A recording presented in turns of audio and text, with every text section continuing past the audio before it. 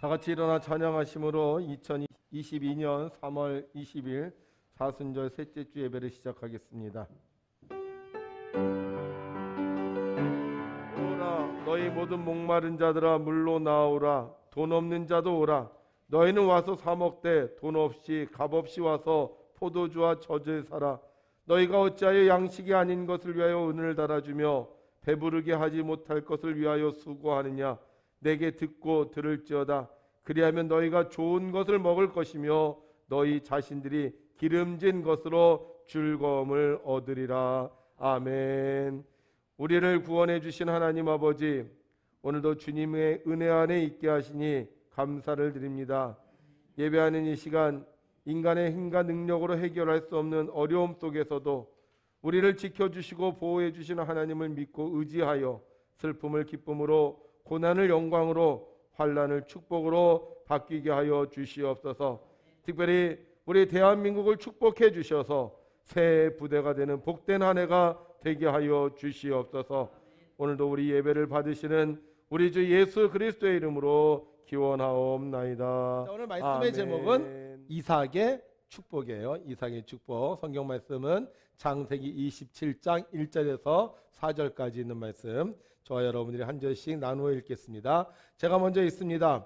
이삭이 나이가 많아 눈이 어두워 잘 보지 못하더니 맏아들 에서를 불러 이르되 내 아들아 하매 그가 이르되 내가 여기 있나이다 하니 이삭이 이르되 내가 이제 늙어 어느 날 죽을는지 알지 못하니 그런즉 내 기구 곧 화살통과 활을 가지고 들에 가서 나를 위하여 사냥하여 내가 즐기는 별미를 만들어 내게로 가져와서 먹게 하여 내가 죽기 전에 내 마음껏 내게 축복하게 하라.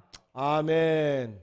지난 한 주간도 오미크론의 위기 속에서도 열심히 사신 여러분들에게 하나님께서 복을 내려주셔서 힘들고 어려울 때 더 충성한 여러분들의 삶이 하늘나라에 기록되어지고 정말로 이 추운 겨울이 지나가고 따뜻한 봄이 오는 것처럼 여러분들의 삶에도 하나님의 크신 은혜가 함께 하시기를 주님의 이름으로 축원합니다.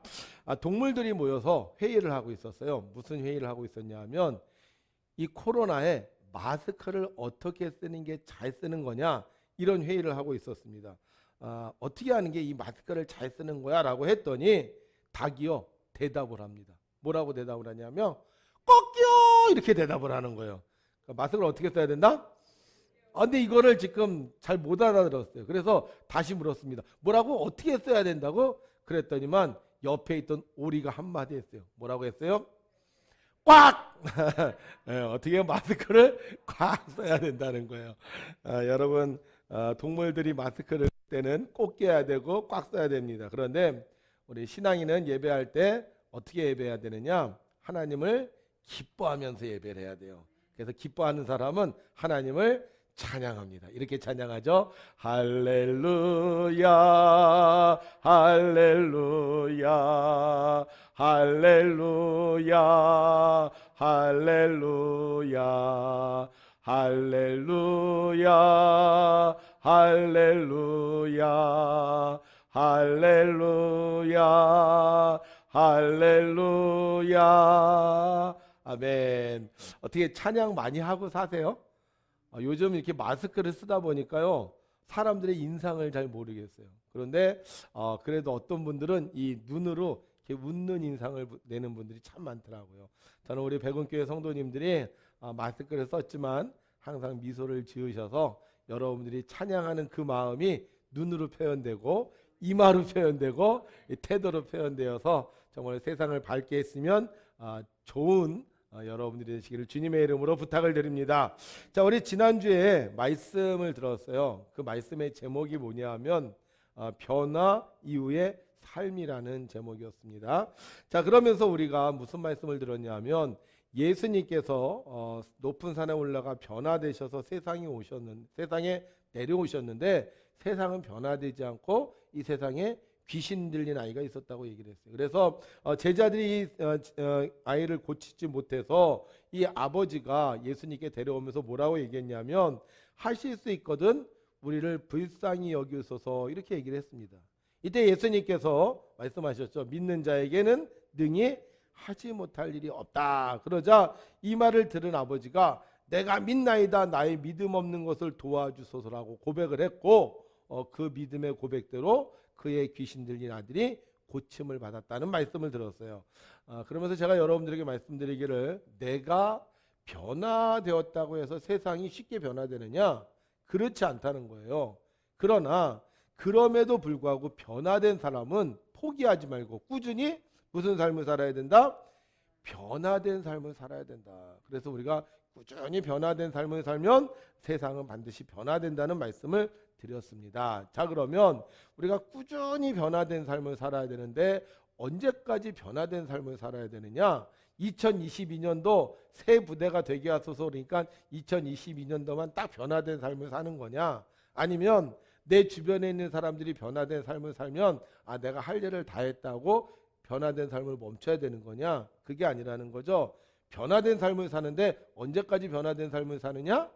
주님을 만나는 그날까지, 주님 앞에 서는 날까지 우리가 변화된 삶을 살아야 된다는 거예요. 오늘 성경에 보니까 이삭이라는 사람이 나옵니다. 이삭. 이 이삭이라는 사람의 이름의 뜻이 있어요. 뭔지 아세요? 웃음이라는 뜻이에요. 그러면 이 이삭이 평생을 살면서 어떤 삶을 살려고 노력했겠어요? 웃는 삶을 살려고 노력했겠죠. 웃으면서 온유하고 밝게 살았던 삶을 노력했던 사람입니다. 그런데 어느 날 갑자기요 눈이 침침해지기 시작을 하는 거예요. 눈이 잘 안 보여. 어느 정도로 잘 안 보이느냐? 사람을 구별하지 못할 정도로요 눈이 보이지 않는 거예요. 우리도 눈이 잘 안 보이면 내가 나이가 들었거나 느끼는데 이 이삭은 눈이 이렇게 서서히 안 보이기 시작하지만 자기 앞에 있는 사람이 누군지를 구별할 수 없을 정도가 됐어요. 그런데 그때 갑자기요 가슴에 덜컥 무슨 생각이 들었냐면 지금 내 나이가 우리 형이 죽었던 나이구나. 그런 생각이 형이 아니죠. 우리 아버지가 우리 형이 죽었던 나이구나. 이런 생각이 딱 드는 거예요. 우리 형, 이삭이 형이 있었는데 이 이삭이 형이 죽었던 나이가 바로 지금 자기 눈이 침침할 때라는 거죠. 우리 형이 죽었던 나이. 그러면 지금 내가 눈이 잘 안 보여. 그럼 나도 지금 잘못하면 죽음이 다가온 게 아닌가. 제가 이걸 언제 느꼈냐면요. 어느 해인가 저희 아버님이 굉장히 몸이 약해지신 거예요. 그러니까 제가 갑자기 불안해지더라고. 우리 아버님이 혹시 돌아가실 때가 된 거 아닌가? 그래서 제가 아버지한테 물어봤어요. 아버지, 할아버지가 몇 살 때 돌아가셨어요? 이렇게 물었어요. 그때면 저희 할아버지가 72살에 돌아가셨대요. 72살. 빨리 돌아가셨죠. 그래서 걱정을 했는데 다행히도 우리 아버님 나이가 72살을 넘으셨을 때였어요. 그래서 제가 한숨을 딱 쉬면서 아유 그래도 죽을 고비는 넘기셨구나. 이제 오래 사시겠구나. 여러분 그런 거 있어요. 내 아버지가 돌아가셨던 나이. 근데 내가 그 나이가 됐는데 갑자기 눈이 잘 안 보여. 그럼 나에게도 갑자기 내가 죽지 않을까 이런 생각이 드는데요. 지금 이삭이 자기 형이 죽었던 나이가 됐는데 갑자기 자기 눈이 보이지 않으면서 사람을 구별하지 못하는 거예요. 그러니까 이삭이 무슨 생각이 들어요? 내가 얼마 안 있으면 죽겠구나 이런 생각이 들었던 거예요. 그러면 사람이 죽을 것 같으면 하는 게 있죠. 뭘 하죠? 내가 죽을 것 같아. 그럼 뭘 해요? 생각 안 해보셨어요? 유언을 해야죠. 유언. 그래서 유언을 해야 되는데 무슨 유언을 할까?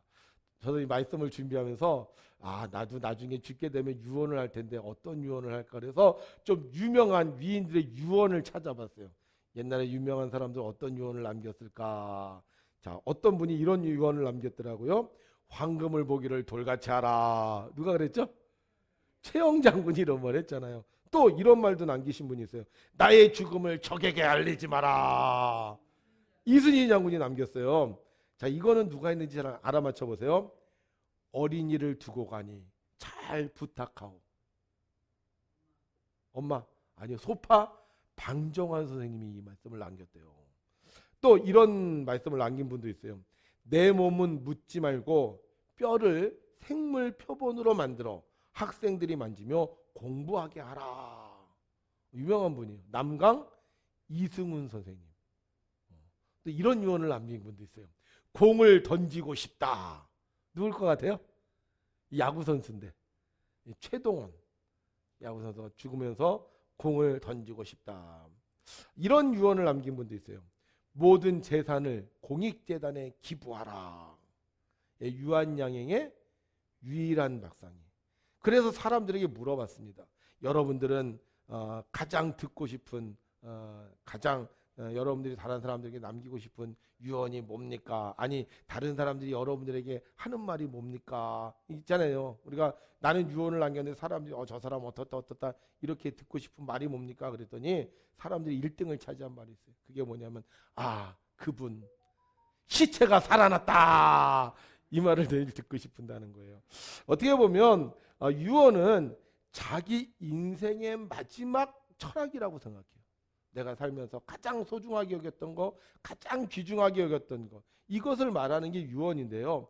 이 이삭도 이제 나이가 들어서 내가 죽을 거라는 생각이 드니까요, 유언을 남겨야 되겠다는 생각이 들었습니다. 그래서 장남을 불러요. 그리고 그 장남에게 유언을 받을 준비를 시키는데 어떻게 얘기를 하느냐, 이렇게 얘기하고 있습니다. 27장 8절에 보니까 내가 즐기는 별미를 만들어 내게로 가져와서 내게 먹게 하여 내가 죽기 전에 내 마음껏 내게 축복하게 하라. 그러니까 이 이삭이 유언을 남기는데 내가 너에게 어떤 유언을 남기겠다? 축복의 유언을 남기겠다는 거예요. 내가 너희들을 복주는 유언을 남기겠다는 거예요. 죽기 전에 축복을 유언으로 남기겠다. 그러면 과연 자녀들이 좋아할까요? 어느 아버지가 그런 거야. 내가 이제 죽을 때가 됐는데 내가 너희들에게 유언으로 내가 축복을 남기겠다. 이렇게 얘기를 해요. 그럼 여러분들이 아버님 그 축복을 내가 정말 받겠습니다. 이렇게 얘기를 할까요? 그렇지는 않을 것 같아요. 대부분 아버지가 우리에게 축복이라는 유언보다 재산을 얼마나 남겨줄까, 땅을 얼마나 남겨줄까, 이거에 더 관심이 있지 않겠습니까? 여러분 생각해 보세요. 어느 날 아버지가 돌아가실 때가 돼서 얘들아 내가 너희들에게 축복을 유언으로 남기겠다 그러는 게 좋습니까? 아니면 아들아 내가 너에게 땅을 유언으로 남기겠다 이러는 게 더 좋습니까? 땅이 훨씬 더 좋잖아요. 두말하면 잔소리지 뭐 안 그런 척 그러고 있으세요? 다 땅을 유언, 집이나 땅이나 뭐 돈 이런 걸 유언으로 남기는 게 좋은데 이삭은 내가 뭘 유언으로 남겨요? 내가 축복을 유언으로 남기겠다는 거예요. 근데 희한한 일이 생겼어요. 이 말을 듣고요, 첫째 아들과 둘째 아들이 싸움을 해. 재산 가지고 싸움을 한다든지 뭐 돈 갖고 싸움을 한다든지 이러면 이해가 되겠는데 여러분들이 성경을 읽어보시면요, 이 두 아들이 아버지한테 축복을 먼저 받겠다고요 싸움을 해요. 그럼 나중에 어떤 일이 생기느냐, 이 둘째가 축복을 받으니까 이 첫째가 축복을 빼앗았다고 그냥 두지 않겠다고 이 벼르는 거예요. 아니 이게 축복이 말인데 뭐 이 축복을 말하는 게 얼마나 소중하다고 이 축복을 받겠다고 그렇게 싸움을 할까. 그래서 제가 생각을 해봤어요. 그러면 이 축복의 내용 중에 어떤 재산 상속권이나 아니면 땅에 대한 이야기가 있는 게 아닐까 하고 이 축복의 내용을 살펴봤더니 어떤 내용이 있냐면요, 이런 내용이 있더라고요.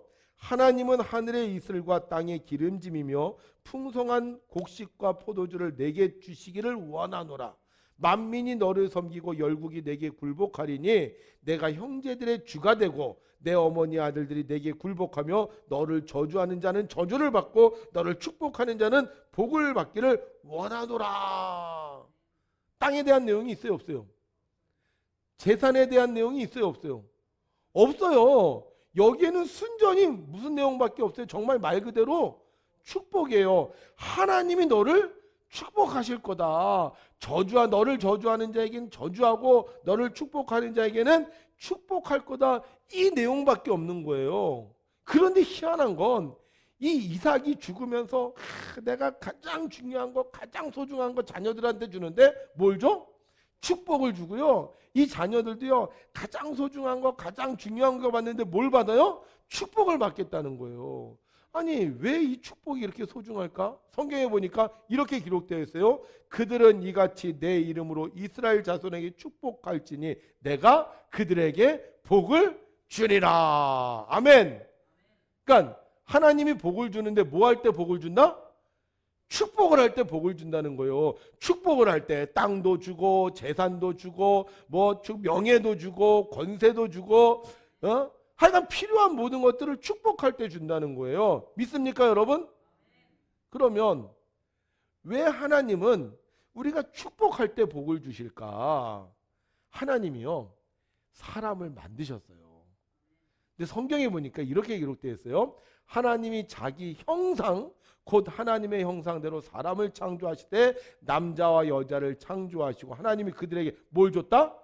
복을 줬다는 거예요. 복. 근데 그 복이 뭐냐? 생육하고 번성하고 땅에 충만하고 땅을 정복하고 다스리는 복을 주셨는데 이 복을 누가 주셨냐는 거예요?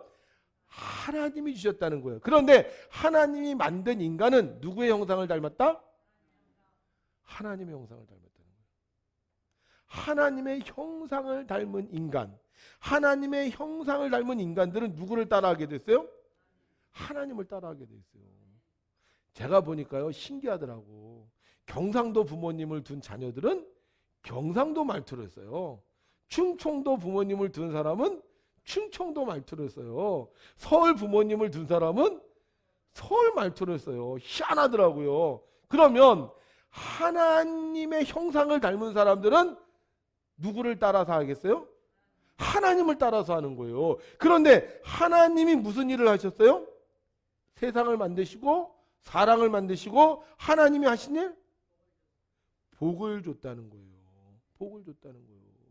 그러니까 하나님은 어떤 하나님?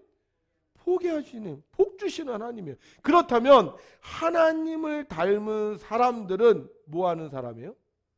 축복하는 사람이라는 거죠. 하나님이 아브라함을 부르셨어요. 그런데 이 아브라함은 정말 불행한 사람이었어요. 왜냐? 그 아버지가 뭐 하는 사람이었어요? 이 아브라함의 아버지가 우상을 만들어 사는 사람이에요. 근데 이 우상이 가짜란 걸 알아요.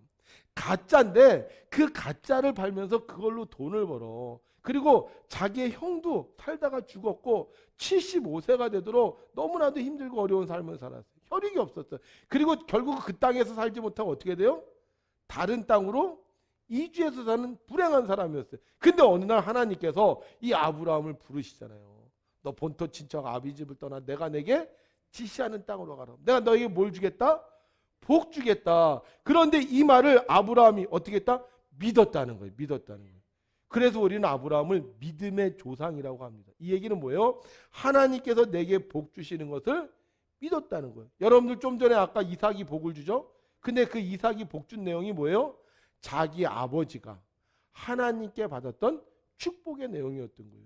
이 복을 받았던 아브라함이 살면서 그의 인생이 달라지기 시작을 했어요. 그의 인생이 복된 인생이 되기 시작했어요. 하나님의 약속대로 하나님의 축복이 이루어졌어요. 이것을 이삭이 어려서부터 본 거예요. 야, 우리 아버지가 믿는 하나님 복 주신 하나님이구나. 그리고 아버지 아브라함은 이삭에게 맨날 무슨 얘기를 했겠어요? 내가 하나님께 이런 복을 받았다. 하나님께서 나를 부르셔서 이렇게 축복해 주셨다. 그래서 이 아버지가 이 축복받은 것, 내가 믿는 하나님이 축복의 하나님이라는 것을 이야기하니까 이삭이요, 그 하나님을 믿기 시작하는 거예요. 아, 우리 아버지 복 주신 하나님, 그 하나님이 나의 하나님이구나. 여러분 생각해 보세요. 만약에 아브라함이 하나님의 지시하심을 받고 본토 친척 아비 집을 떠났어. 근데 하는 일마다 안 돼.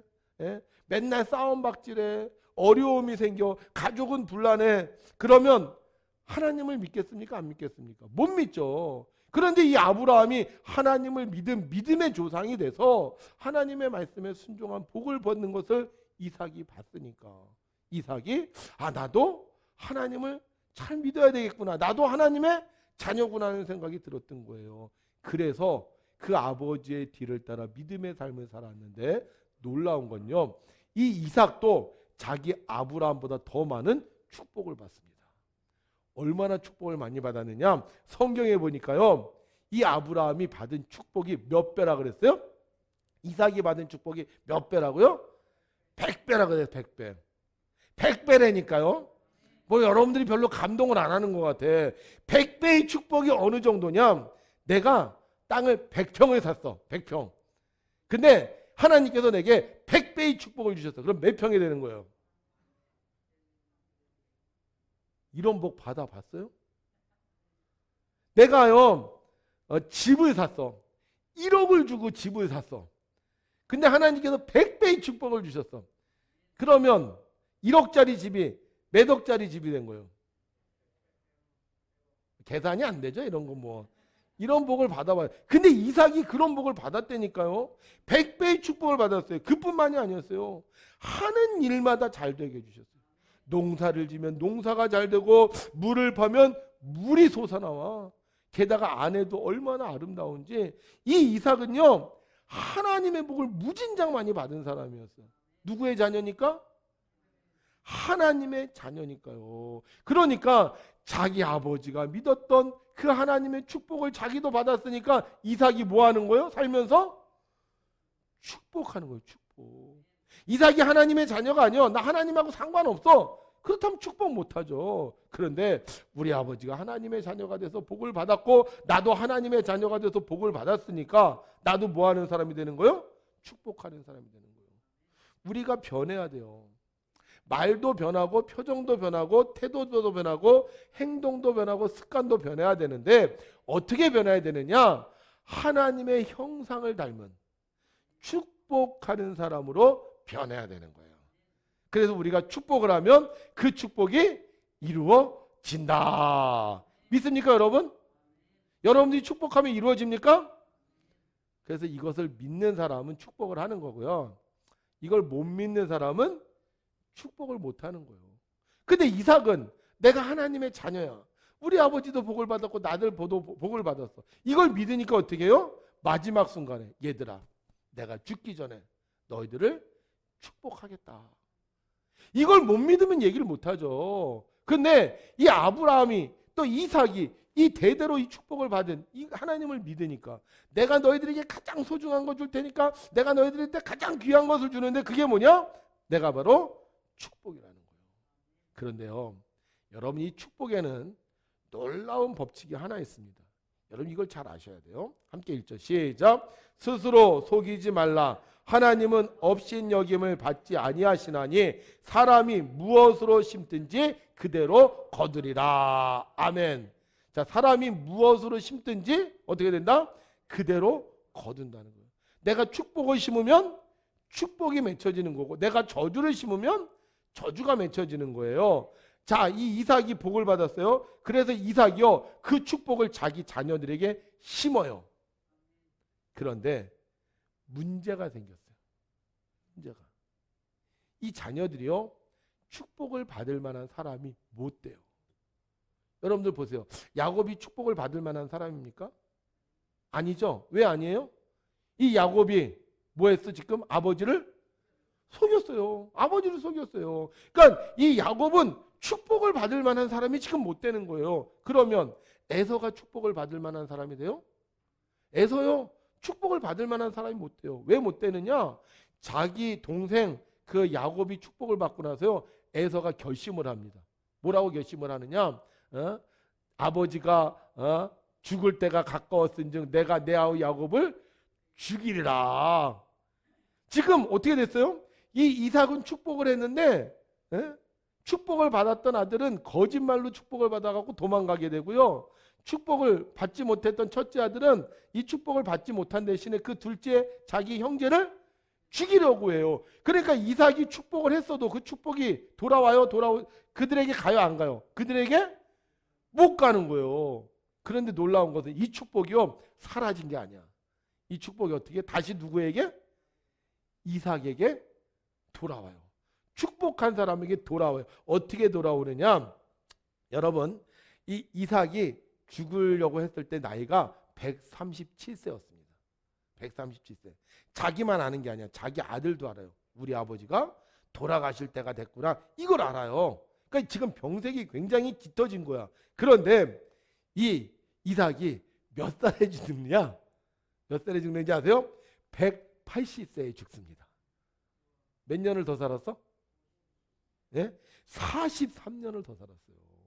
내가 축복을 하고 죽어야 되는데 내가 축복을 했는데 이 축복을 받지를 못해 얘네들이. 그러면 이 축복이 누구한테 돌아온다?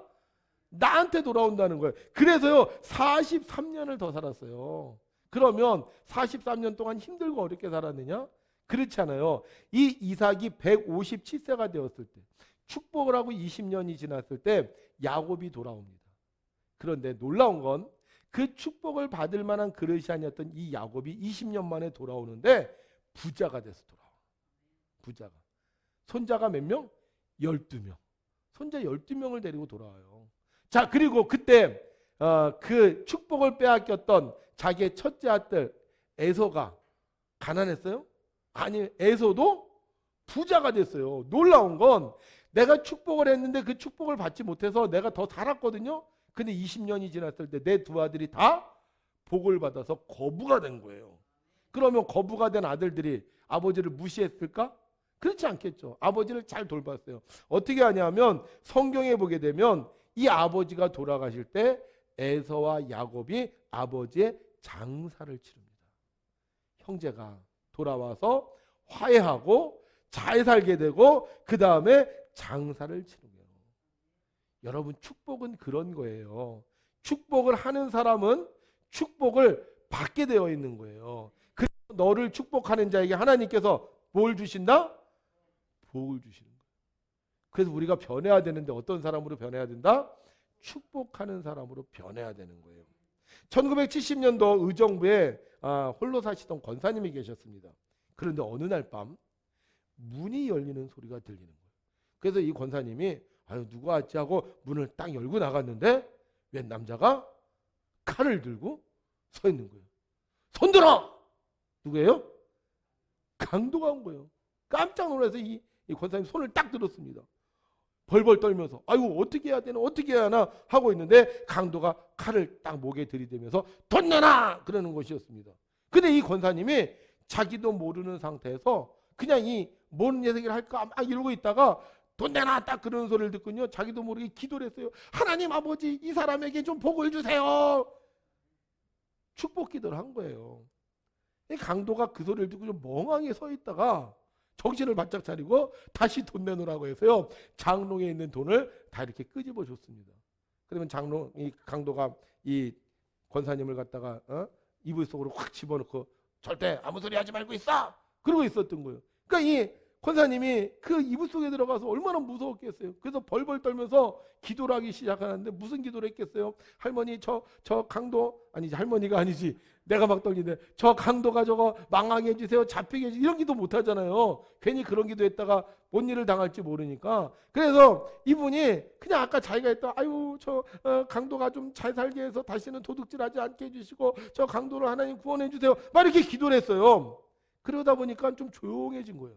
그래서 이불을 살꼼히 열고 보니까 아무도 없어요. 아유 강도가 갔나 보다 하고 그리고는 이렇게 문을 열고 바깥을 이렇게 봤는데 보니까 바깥에 보따리가 하나 떨어져 있더래요. 저 뭔 보따리인가 하고 딱 열어봤더니 자기에게서 뺏어간 돈을요 이 강도가 그대로 놓고 갔더라는 거예요. 그래서 그 권사님이 그러는 거예요. 야 강도도 양심이 있나 보다. 축복받으니까 양심이 찔려갖고 그거 놓고 갔나 보다. 여러분 축복은 누가 하느냐? 축복받은 사람이 합니다. 근데 축복은 누가 받는지 아세요? 하나님의 자녀들은 축복을 받게 돼 있어요. 그래서 하나님의 자녀된 사람은 하나님의 형상을 따라 축복하는 거예요. 2022년도에 우리는 새 부대가 되기로 했습니다. 어떤 새 부대가 되면 좋겠느냐? 저는 그래요. 축복하는 새 부대가 됐으면 좋겠어요. 그래서 새 부대를 딱 눌러 옆에 딱 눌러. 그럼 새 부대가 무슨 소리를 해? 축복, 축복, 축복 그러는 거예요. 어떤 부대는 딱 누르면은 원망, 불평 뭐 이렇게 하는 부대도 있어요. 근데 우리는 딱 누르면 어떻게? 축복, 축복 그러는 거예요. 보따리를 딱 열면은 어떻게 돼? 그 부대를 딱 열면은 보따리로 막 축복이 막 떨어지는 거예요. 할렐루야. 네, 그래서 우리는 말과 표정과 태도와 행동과 습관을 바꿔서 축복하는 사람이 되어야 될 줄로 믿습니다. 여러분 하나님의 자녀는요 축복하는 사람이에요. 하나님이 내 아버지가 아니야. 그런 사람은 정말 사는 게 얼마나 공고하겠습니까? 얼마나 힘들겠습니까?